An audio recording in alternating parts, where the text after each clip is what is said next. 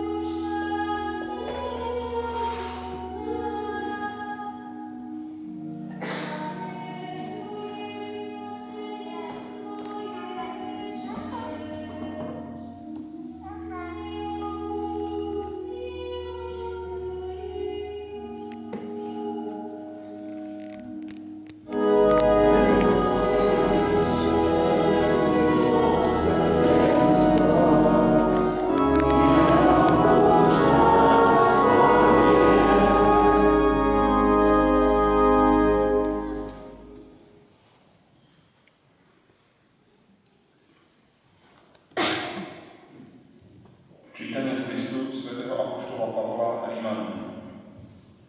Aká hĺbka Božieho bohatstva, múdrosti a vedomosti, aké nepochopiteľné sú jeho súdy a nevyspytateľné jeho cesty.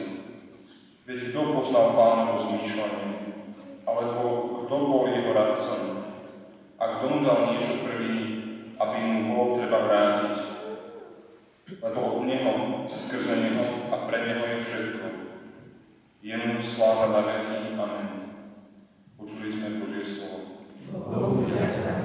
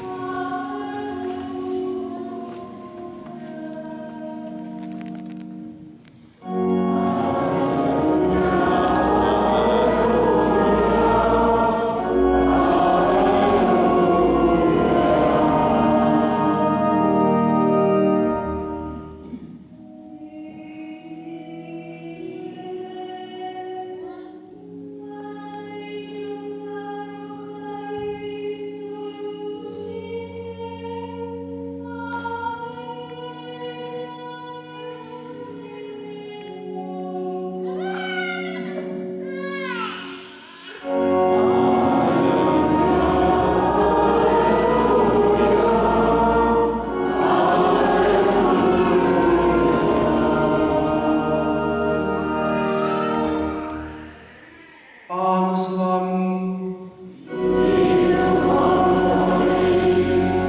Čítanie zo svätého Evanjelia podľa Matúša.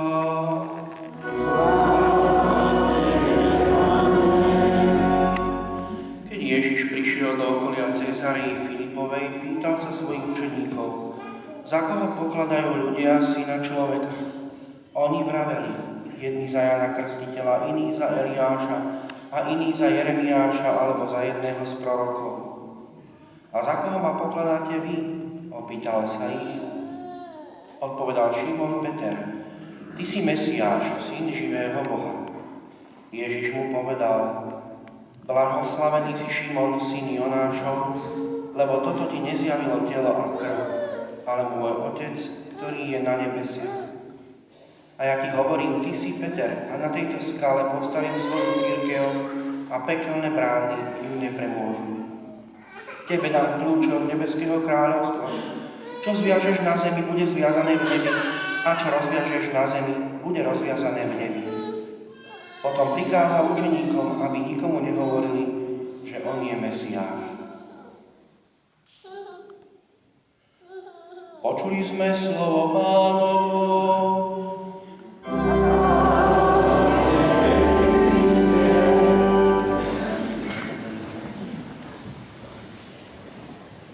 Pochválený Ježiš Kristus. Moji milí veriaci, ja dneska použijem príklad, čo som už kedysi tento rok pri kázni použil, tak to poznám, spomenúť. A Giovanni Pacchini napísal taký román zaujímavý. Názov si nepamätám, ale ten príbeh je zaujímavý. V Prahe upalovali heretika. Neviem, prečo to ten Talian dal do Prahy. Pravda, nie je stredovek. No, takže upalujú heretika v Prahe. A na to upalovanie sa pozerá taký malý chlapec, 10-ročný, a v jeho očiach sú slzy. Je to syn toho heretika. No ale tie slzy žiaľ postupne premieňajú na strašný hnev a zlosť. A malý chlapec si hovorí, ja sa tej cirkvi pomstím. No a je tam taký predstrih, taký obraz ako 12-ročný chlapec klope na bránu hlavného kláštora benediktínskeho.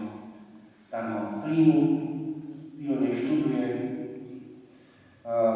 stáva sa z neho vážený, študovaný mních, vysvetia ho za kňaza, je veľmi aktívny, múdry, tak ho zanedlho zvolia za opáta.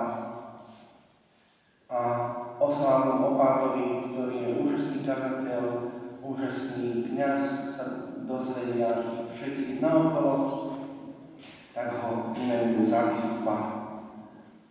A takto pokračuje až v kardinálskej hodnosti. No a je to príbeh vymyslený, ale veľmi poučný.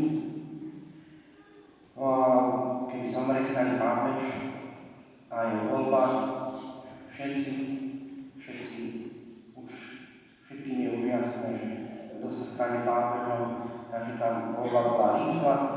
No a kardinála sa stal pápež.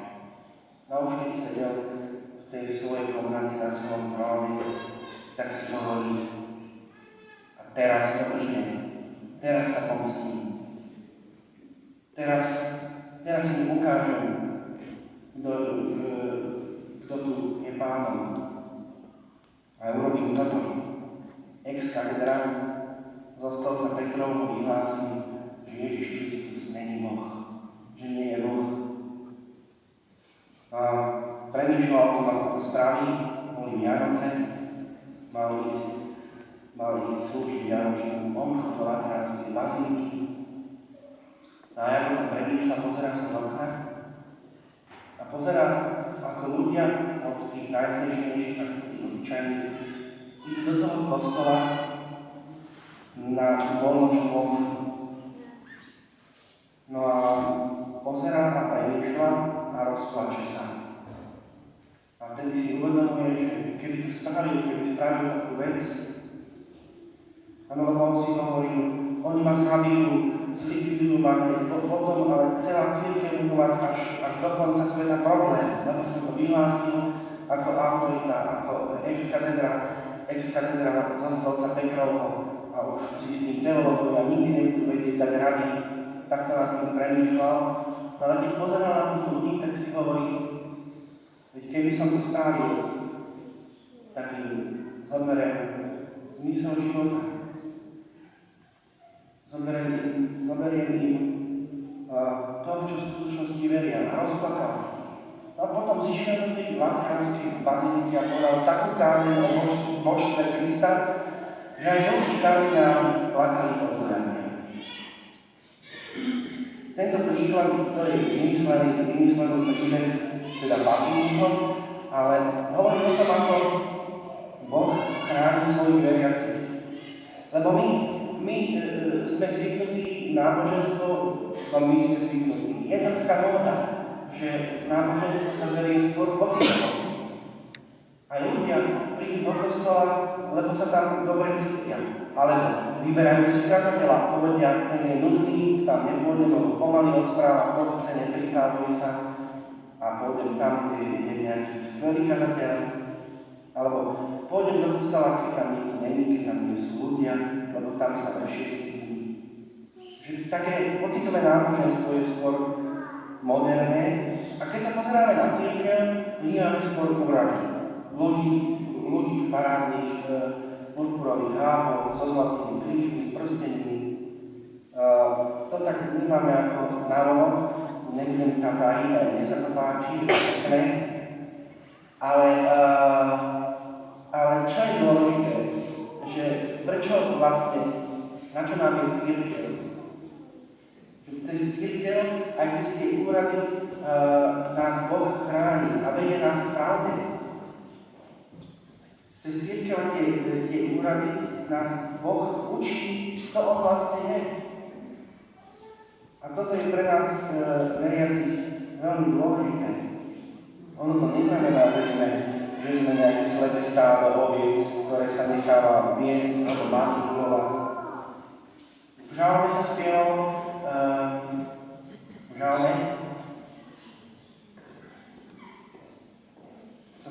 pre svoje večné milosrdenstvo neodpúšť nás, Pane. A toto je to, že kým my sa takto stretávame, ako cirkev, kým pozeráme na taký úrad, ako je pápež alebo biskup, tak to máme znamenie, že Boh nás neopúšťa, že nás neustále vedie vo svojej láske k pravde. A na toto je to dôležité, čo máme vnímať. Na toto nám Pán Boh povoláva aj osobnosti, ktoré nás vedú.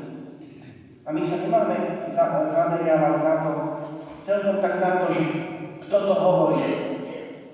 Lebo akí sú ľudia, akí bývajú ľudia bývajú omylní, bývajú zlostní, bývajú závislí a tak ďalej. To do rána by sme mohli nejaké vlastnosti ľudí, okrem dobrých, rozprávať. A predsa Boh povoláva ľudí a cez nich učí svojej pravdy. Je to preto, aby sme vnímali Jeho, že to je On, kto nás učí, že to je On, kto nás vedie, že to je On, ktorý nás zachováva takto ako spoločenstvo, ako cirkev, ako národ. A na to nám aj povoláva ľudí nie preto, aby sme vytvárali nejaké kulty osobnosti. Nemáme sa pozerať na to, tak celkom tak na to, kto to hovorí, ale čo sa hovorí. Lebo to, čo sa nám hovorí, je nám podávané cez slavíky, ale tú pravdu, vždycky je to Boh, ktorý ich ochraňuje. Je to Boh, ktorý ich podáva. A on sa pýta Petra, že za koho ma pokladajú ľudia? A on hovorí, ako by sme to preložili do dnešného jazyka, moderného. Za koho ľudia pokladajú Ježiša? No, za revolúciu príbehom z baretov sa s červenou hviezdou a so samopavom, napríklad, ktorý oslobodzuje chudobných, alebo múdreho učiteľa, ktorý kedysi pred 2000 rokov žil a bol láskavý, robil zázrak, uzdravoval chorých. Ale čo nás učí, aké pravdy cirkev? Že v Ježišovi Kristovi sa Boh vtelil, že sa stal človekom, aby nás vykúpil. A že to je zmysel nášho života. Keby sme túto pravdu nemali, tak sme poblúdení. A kto túto pravdu nemá, tak je poblúdený. No a na tom výroku, že ty si pekný a na tejto skale postavím svoju cirkev, tá skala nie je slabosť človeka, ale tá skala to je starostlivosť Boha, ktorý nám posiela svojich služobníkov, aby nás viedli v pravde, aby nám ju ukazovali, ako aj na tej ľudských slabostiach, ktoré majú. Preto je veľmi dôležité, ešte raz sa zopakujem, aby sme sa pozerali na obsah toho, čo sa hovorí. To je veľmi dôležité, aby sme sa nechali viesť v tej pravde. Áno, lebo dneska je taký moderný ten relativizmus, alebo voľnomyšlienkarstvo. Každý má pravdu svoju a prestávame vnímať, že existuje pravda väčšina, že existuje pravda nemenná. A práve cez cirkev nás tej pravde väčšnej a pravde nemennej učí sám Pán Boh. To nás drží na dvoru. Drží nás na dvoru aj ako ľudí. Drží nás na dvoru aj ako farnosť, aj ako cirkev a aj ako národ. Pretože bez Boha nemôžeme nič robiť dobre. Tak je to napísané v písme u svätého Evanjelia podľa Jána. A tak chcem tak vás vyzvať, aby sme sa nebáli. Aby sme sa nebáli. Cez ten bežný život máme strašne kadejakých starostí, ktoré nás gňajú, ktoré nás nutia robiť to alebo ono, nutia nás robiť kompromisy so zlom. A ja neviem, ale v skutočnosti je tu medzi nami Boh. A ten Boh nás bude viesť svojou milosrdenstvom, sve a láske pravdy. Kto pozná pravdu, má aj zmysel života. Kto pozná pravdu, má všetký krok. Kto pozná pravdu, tak ten sa v živote nestratí. A na to máme hrdí. Na to máme hrdí. Ale nie vyšší. Nemáme sa vylišovať na tým, že my sme tí praví a že sme tí falošní, ale práve naopak. Tou vierou, tým príkladom viesť ľudí k tomu, aby aj oni spoznali tú pravdu. Že každému, komu dá Boh nejaké dary, alebo poznanie pravdy, tak toho zároveň vyzýva, aby tieto dary dal k službe. Aby sme tu a počas dní máme mnoho hlav, ktoré svoje dary, svoj úrad dali v službe lásky. Ale tieto boli to báži, boli to mnohé cirkevné osobnosti, aj dnes je to pripomenuté. A práve preto chcem zdôrazniť tento duchovný aspekt celej tej veci, že ak sme vedení v pravde a láske, vedení sme k Bohu. A Boh je medzi nami. A je to On, čo nás posilňuje. Je to On, ktorý nám dáva smer do života. Učí nás. A je to On, ktorý nám dáva istotu. Lebo aj mnohí povedia, že žiadna istota nie je, ale istota je, vo viere máme istotu, Bohu máme istotu. A vo viere a Bohu sa nestratíme. Ten príklad, ktorý som použil a ktorý všetci poznáte, ktorý som ho použil, tak on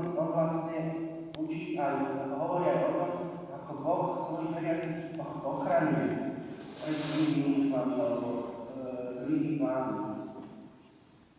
No a takisto, to nám ukazuje, že máme mať istú nádej, že sa nestratíme, že sa nestratíme, že naozaj pekelné brány proti nám nezmôžu nič, keď je medzi nami prítomný Boh, jeho pravda, jeho milosrdenstvo